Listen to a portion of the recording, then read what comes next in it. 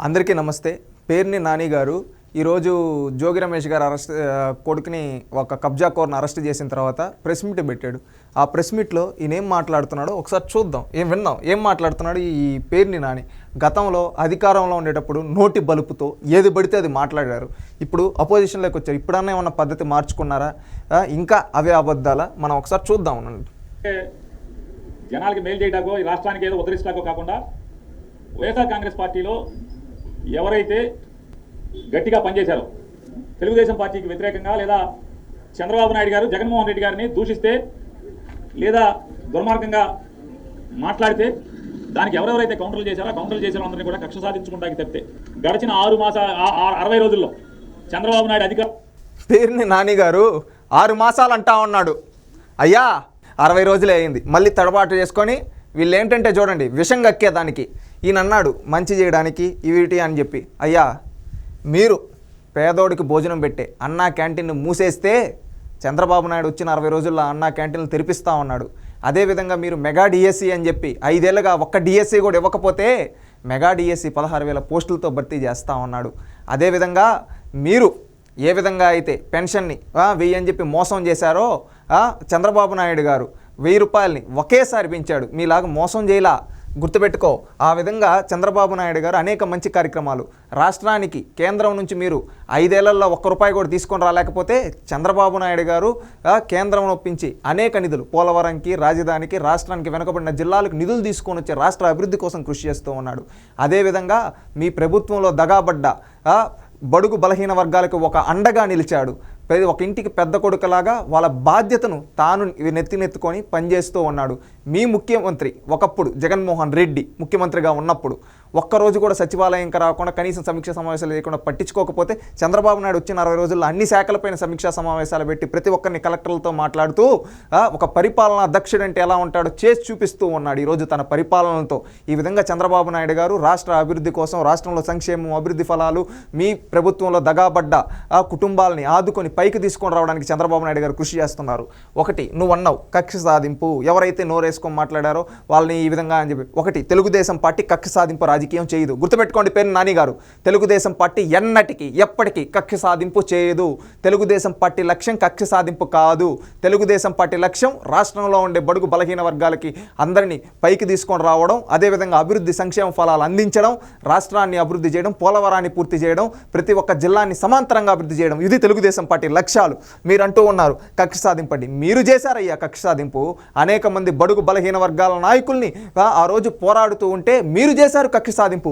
ఈరోజు కబ్జా చేసి దొరికిపోయిన ఒక కబ్జా కోరికి మద్దతుగా నువ్వు వచ్చి కక్ష సాధింపు అంటున్నావు. ఇది నీ సిగ్గుచేటు పేర్ని నాని గారు. మారండి, పద్ధతి మార్చుకోండి. అధికారానికి వచ్చినటువంటి 60 రోజుల్లో ఎన్నికల హామీ ఒక్కటన్నా అమలు చేశాడంటే అమలు చేయలేదు. లేదా అన్నా క్యాంటీన్ రేపటి నుంచి మొదలవుతా ఉంది. ఇంకొకటి పెన్షన్ చెప్పాడు. ఏమని చెప్పాడు? 1000 రూపాయలు పెంచుతా అన్నాడు. ఒకే రోజులో పెంచాడు. మీలాగా 5 ఏళ్ళు తీసుకోవాలా, గుర్తుపెట్టుకో.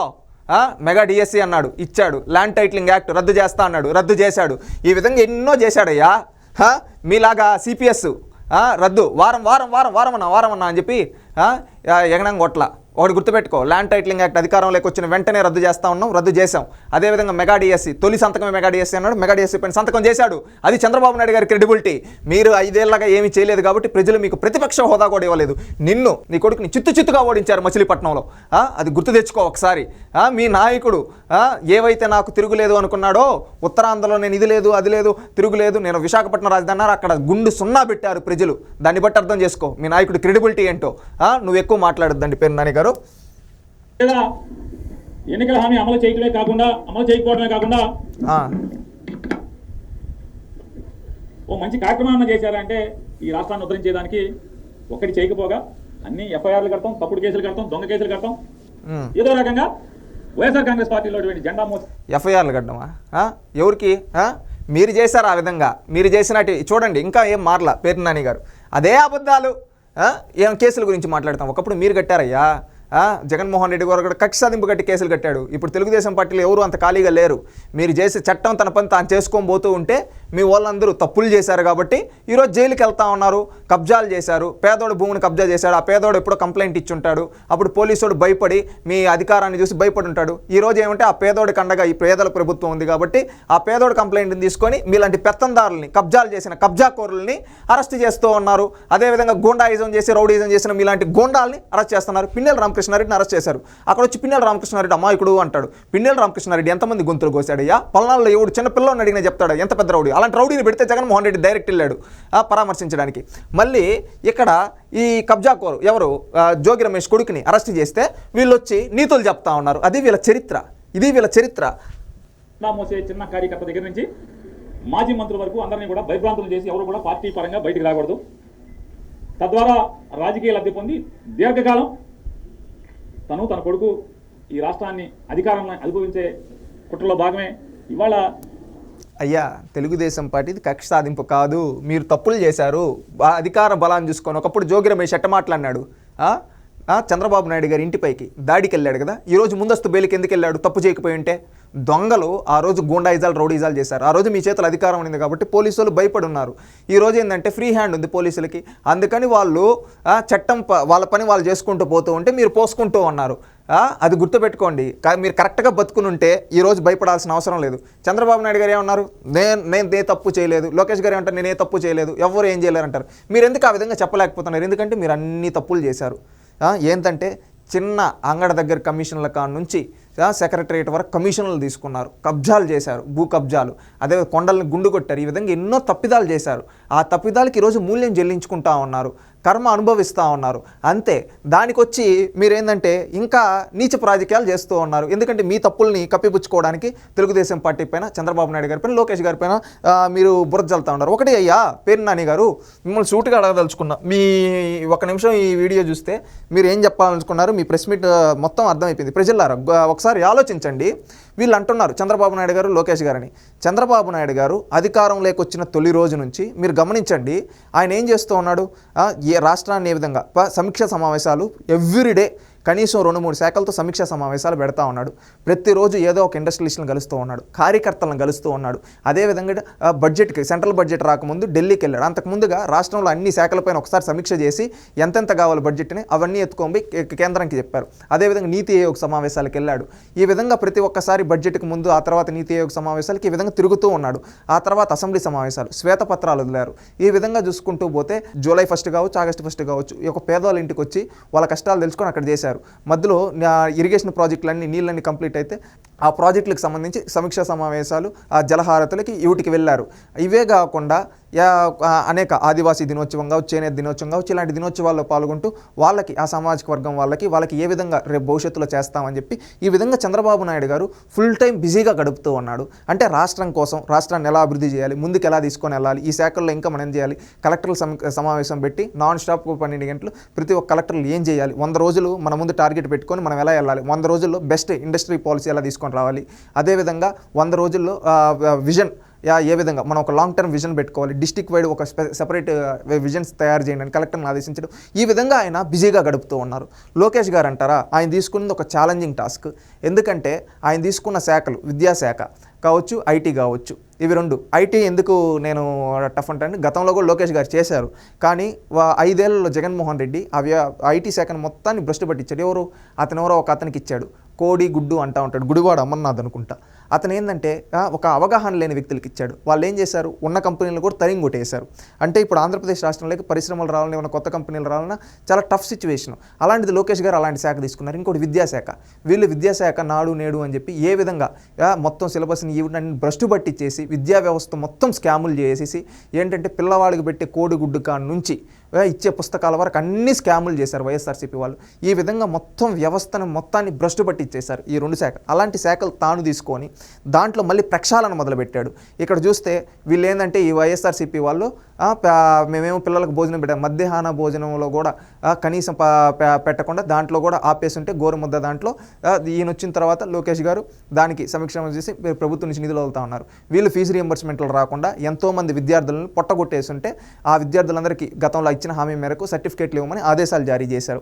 అదేవిధంగా ఎవరన్నా ఎక్కడన్నా విదేశాల్లో కావచ్చు, ఎక్కడన్నా రాష్ట్రంలో ఎవరికైనా ఏదైనా సమస్య ఉందంటే అప్పటికప్పుడే రియాక్ట్ అయ్యి వాళ్ళ గురించి ఆలోచిస్తూ వాళ్ళకి ఏ విధంగా మంచి చేయాలి, వాళ్ళని ఏ విధంగా ఆదుకోవాలి, వాళ్ళని అక్కడి నుంచి ఇక్కడికి ఎలా తీసుకొని రావాలి అనేది ఆలోచిస్తూ ఉన్నారు. అదేవిధంగా ఇండస్ట్రీస్తో మాట్లాడుతూ పరిశ్రమలు ఇక్కడికి ఎక్కడ తీసుకొని రావాలి, ఏ విధంగా మనం చేయాలి, మనం ఏ విధంగా ముందుకెళ్ళాలి, మన కంపెనీలను ఏ విధంగా డెవలప్ చేయాలి, ఈ విధంగా లోకేష్ గారు కూడా నిరంతరం బిజీగా గడుపుతూ ఉన్నాడు.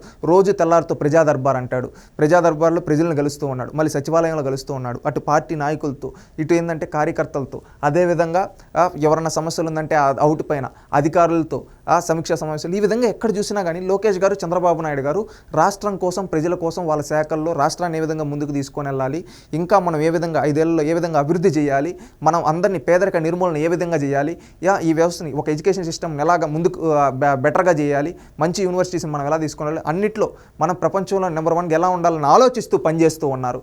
ఏంటి మనం చూస్తూ ఉంటే వీళ్ళు ఏమని చెప్తూ ఉన్నారు, మొత్తం కక్ష సాధింపు. చంద్రబాబు నాయుడు గారు, లోకేష్ గారు ఇంత బిజీగా గడుపుతూ ఉంటే, రాష్ట్రం కోసం, రాష్ట్రం గురించి ఆలోచిస్తూ ఉంటే, ఈ నీతిమాలిన వాళ్ళు, ఈ వైఎస్ఆర్సీపీ వాళ్ళు ప్రజలు చీకొట్టి పక్కన కూర్చోబెట్టినా కానీ సిగ్గు లేకుండా మళ్ళీ వచ్చి వీళ్ళు మాట్లాడుతూ ఉన్నారు. చూడండి వీళ్ళు ఎంత నీచపు రాజకీయం చేస్తున్నారు. వీళ్ళు చేసిన తప్పిదాలకి దొంగల్లాగా దొరికిపోతే ఈరోజు ఎంక్వైరీల్లో దాన్ని ఏమంటే ఇంకా దీన్ని కూడా రాజకీయం చేసే రాజకీయాల గులిమి రాష్ట్రంలో ఏదో జరిగిపోతూ ఉందన్నట్టు రాజకీయ కక్షలు సాగుతున్నాయని చూపించడం కోసం వీళ్ళు పడుతున్న తాపత్రయం చూడండి.